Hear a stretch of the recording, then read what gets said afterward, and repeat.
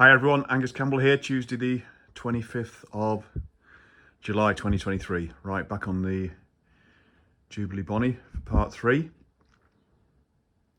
Now we've got a few bits and pieces off to see what we've got. Then we're going to start at the front end and work down. We've got a fair bit to do. So we've got the wheel rim to try and refurb. There's a bit of wear and some chips on the rim paint, and we've managed to, with the help of John Critchlow via the Triumph Owners Club, managed to identify a good paint match for this dark blue on the rims. It's not the same as Kingfisher blue elsewhere, it's a lot darker, and it's Subaru dark blue code 67, I think. So we've got some of that on the way, and actually looking at it, it's not as bad as I first thought. So anyway, the rims just to clean up and try and touch up the paint side if we can. New disc.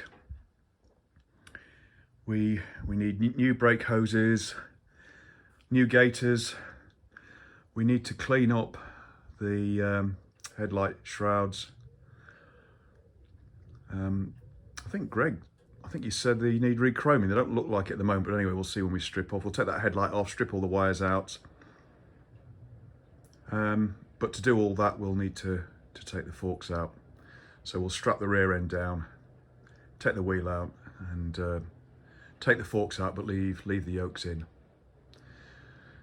So that's what we'll do there. On other news, we've got paint that's come in. I've ordered some paint from RS Paints because we're replacing, hopefully, the right hand side panel which is over there, which is cracked. We've got a new one, but it needs painting, so we're going to give it a go and see if we can match it up.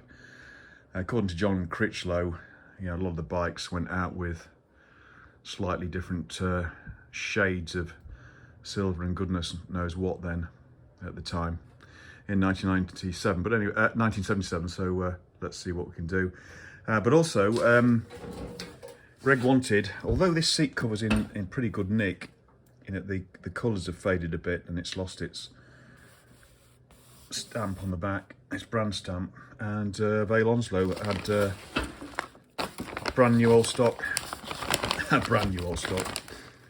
together with the chrome surround, because the chrome trim surround on this has gone as well. So that's good too. Right, I think that's about it for now. Let's crack on and we'll start stripping this front end down. Oh, forgot to mention new master cylinder, and also we've got a new switch bank as well, I think, for the left hand side as well, because that's not right. Obviously we've got to reroute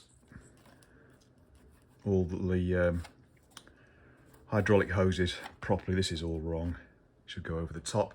We've got most of the bits, but when I ordered them up, I seem to remember that they didn't have one part in stock. So once we start putting together and identify the missing part, we'll sort that out. Right, let's start unbuttoning. Just taking the headlight apart, and I'm taking the indicators and stuff out, and gradually extracting the shell. And look at all this at the back of the headlight. I didn't even notice that. Oh, I don't know what that's all about.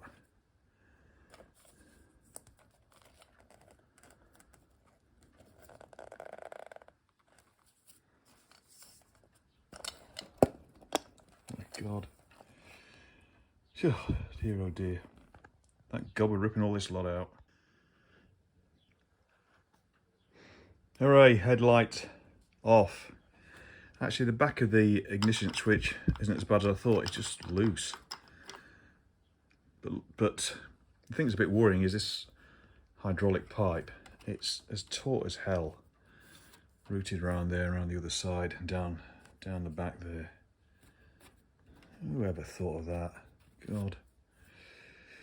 Right, next let's do the switches and the master cylinder, and then we'll have the handlebars off, and then we can get to the fork top nuts. No turning back now. Right, front wheel and mudguard off. few more bits and pieces stripped off the front. So a few more observations. Where do we start? Front mudguard and its bottom stay in good nick. One or two little tiny bits. We should be able to sort those out, but in general, paintwork on that's excellent. I'm not sure if it's original.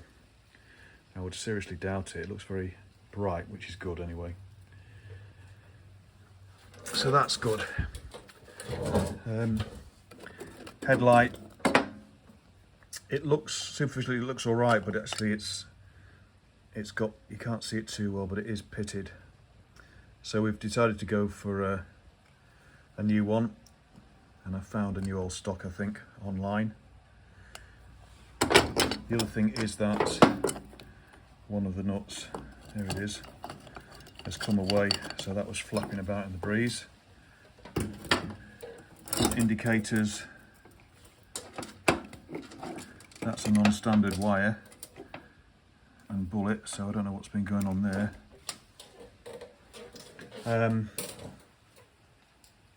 Wheel spindle clamps, in general okay, but two of the nuts were loose.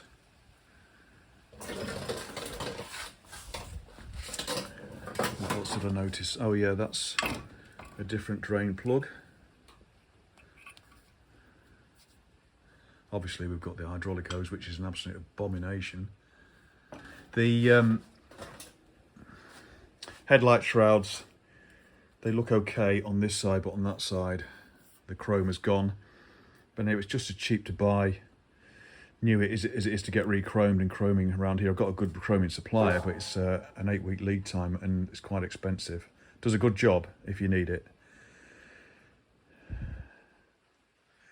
The ignition switch seems to be alright. It's very loose because it's only held in by a piece of wire wrapped around that thread.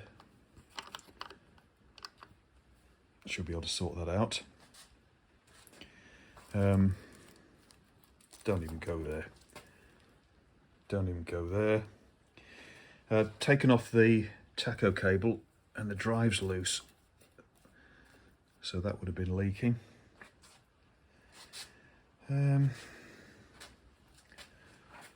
Cable ties everywhere, which I hate. Tape here just holding wires on. So we'll get rid of all this rubbish. But next then we'll probably have to bleed down the brakes and get the switches off. And the master cylinder, we've got a new master cylinder. And then we can get the bars and the clocks and the top yoke off, ready to take the forks out. Bit of a shame, because if we were just changing the gaiters, there's a way you can take the sliders out without taking the stanchions out. But as we're replacing the shrouds, there's no way around that. We will use the ears because they're just painted. Might need some new rubbers, but that's okay. Oh, there's an earth there going onto a rubber mounting. I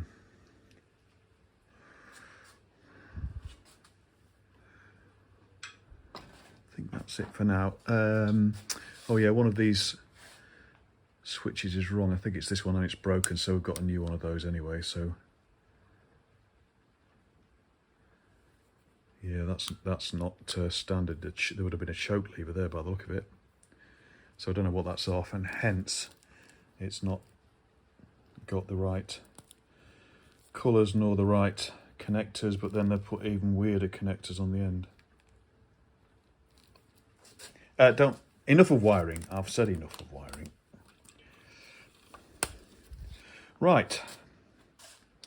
So anyway, continue on the front end, and we'll attack. I'll take the head off once we start renovating some of the front end. The wheel, we've got a new disc to put on this. The hub looks pretty good actually, paint wise. It's sort of hammerite, which is original. The rim paint isn't too bad. The issue we might have is that the Aztec red is missing. Might have to start thinking about setting this up somewhere where we can rotate it and spin it while putting another line of red on it. But anyway, the blue should be here tomorrow, and it's whether or not we can touch that up. Obviously the first thing we'll do is give it a good clean, but not too bad actually. I mean, the rim, the chrome looks pretty good. Right, that's more observations out the way. We'll crack on with the top end of the front. Right, just finished bleeding the hydraulic fluid out the front brake. I don't know if they can see it down there, but there's lots of bits in that.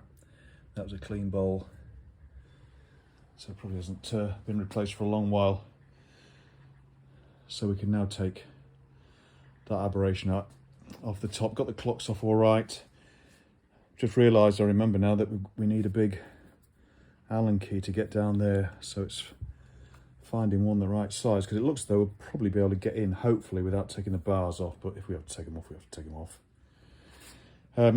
While I was just stripping out the wiring again, I noticed that there we go. How's that for a spark plug cap?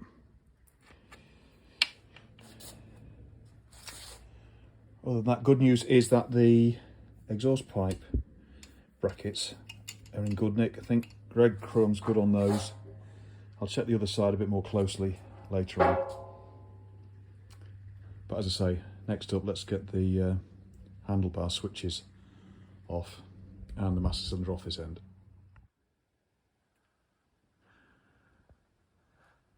There you go, switches off. Bit difficult. Look at the state of the screws. But I managed to do it. I'll get some new ones anyway. Right, now we need to find an Allen key. I'm not confident I've got one that big. Might have to order one. I'll just have to look it up on the net and see what size it is. I can't remember. But anyway, making good progress. Right, next day, so I've managed to get all the front end hydraulics off except for the caliper. We'll be removing that though to clean it up, but it's all drained down. Stumbling block now is the fork top nuts. They require an Allen key, 7/16. Now people have said, well, use an upside down 7/16 AF bolt. I might try that. I've tried one with a double nut on it, but it's just not strong enough. You can't get the nuts tight enough. So other people have said, you know, weld something onto a bolt, etc., to give you a ton of leverage. Well, I haven't got the welder anymore, so that's out too. So I might have a go with one final suggestion, which is an upside down 7/16 AF bolt, and just grip it like hell with some mole grips and try and turn this. But I don't think these have been off before, because they're in very good condition. If you like,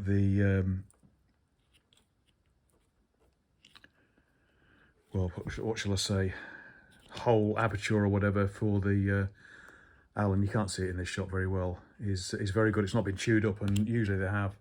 So I don't think these forks have been off. So what I'll do next is I'll just take these ears off, and at least we can get on with sorting out the ignition switch and also spraying these up. I don't think they've been bashed around, but they're a bit of an odd shape, but they're both the same. Just a bit cheap and nasty really, but the rubbers look as though we could do with replacing. Anyway, we'll see when we get them off. Now, one observation. Last night, I was just having a look around and I thought I'd take the right-hand side panel off, Greg. And it's bad news, because the curved lip on the end of this one is totally missing and broken off. I was struggling to get it off. What it should have is that, like the other one. So then this actually, if you like, when you place it on, you insert it on, you put it on at 90 degrees first and then wind it around that frame tube before you then do up that bolt, and then you put the springs on the front. So all that's missing, and we haven't bought one of those because we didn't see it. And we thought this one was going to be all right. You could argue it's probably worse than the other one. Anyway, the good news in all of this is the badges are fine. And just to remind everybody, they built 1,000, and those first set had 1 of 1,000 on the badge. They were successfully sold quite quickly, so they built another 1,000, and they called that limited edition here. And they sold, and then they built another batch to send to the US, and that was called limited international edition. So there's about 2,400 of these, but this is from the first batch, and the badges are good, and that's good. And just to let you know as well that Greg has still got the original certificate of ownership, and also the original owner has been in touch, Andy Pitt. So we know quite a bit of history to the bike. So hopefully Andy is still following, and yeah, Greg has got the certificate of ownership. So in one of these clips, I'll actually show you that he's photographed it and sent it to me. Greg actually lives in the Philippines. So let's get those ears off, and then we might have to suspend proceedings on the front end until, I think I'm probably going to order an Allen key, a 7/16 Allen key, and do it properly, because otherwise I just don't want to mash them up, and without getting those off you ain't going to get anywhere. So let's do it properly, and there's plenty of them on the net. So we'll do that, and then we'll come back, just do a quick roundup, and we'll probably leave part 3 there before we then, while we're waiting for anything, is just take the cylinder head off, which is no big deal really. We're nearly there really. Just take the carbs off and then undo the head steady, and off we go, no problem. We've managed to find a new old stock headlight shell and rim, so that's on the way. There was something else that we've ordered as well. What was that? Oh yeah, the fork shrouds. These fork shrouds, as I said before, the chrome has gone on one of them, and it's just as cost effective actually to buy good quality, either new old stock ones or good quality chrome ones, than actually get the others re-chromed, believe it or not. Right, let's get these ears off, see if there's any other observations, and then we'll call it a day. Back in a sec.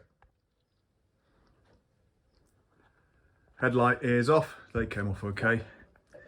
And here's the left-hand one with the ignition switch, beautifully wired on there. Must be the wrong switch, because I can see the issue. They put a switch in there, which is obviously held together itself by those two nuts, bolts and nuts, but means it doesn't fit flush. So it must be the wrong switch. So mind you, they could still have put a flipping nut on there. There's enough thread. Anyway, hopefully got some in the stash, so we'll sort that mess out. The rubbers superfish look okay, but actually look, they're crazed and cracked. So we'll see if we can get another pair of those. And the final thing to mention is that the wheel rim blue paint came in, and I got information from John Critchlow via the Triumph Owners Club, TMOCC, and TOMCC, and John regularly advertises in their magazine SL regarding paint matching, etc. So he advised that this darker blue on the centre of the wheel rims, and it's the same colour that's coloured in on the tank badges, and that's different to Kingfisher blue, which is up there, which you can see is lighter and more metallic, whereas this is a flat blue. He couldn't match it, but he could give me a match, and that was Subaru Deep Blue 67, which was used in 1980 and 81. So I managed to source some of that from a car paint supplier. Let's try and do this without knocking it over. I've got 2 pots of these. Now I've just got touch up for a start. I'm not going to touch it up.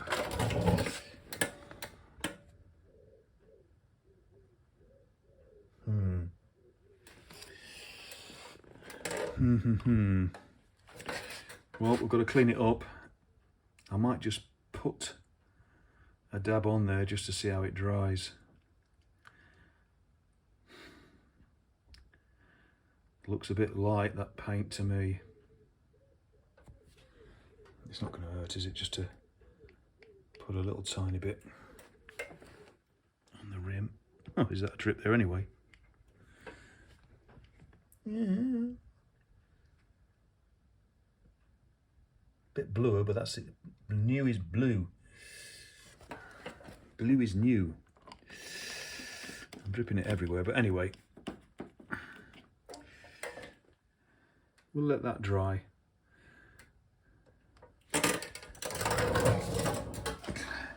Not including the bit that dripped on the tyre and everywhere else.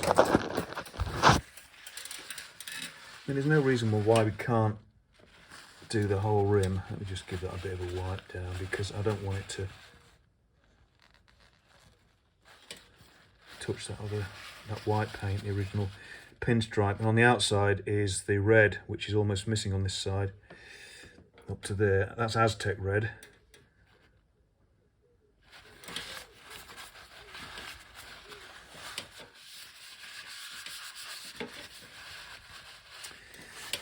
We'll see what it looks like when it's dry.